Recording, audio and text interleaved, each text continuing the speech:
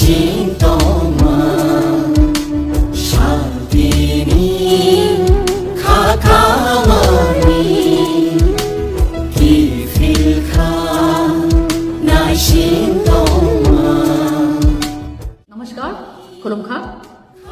I would like to welcome all of you to a very important event that we're going to have tomorrow, that is on the 18th and also on the 19th of August 2025. The program will start at 11 a.m. tomorrow and it will go on. It's open to the public.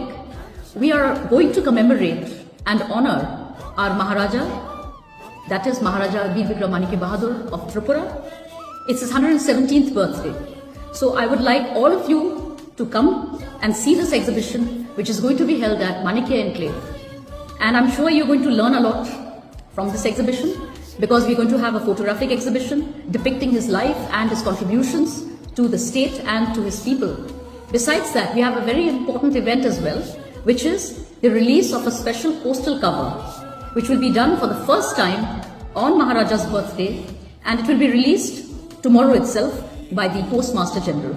And so I would like all of you to be a part of this wonderful occasion, this joyous occasion. And so once again, please do not miss out on this opportunity.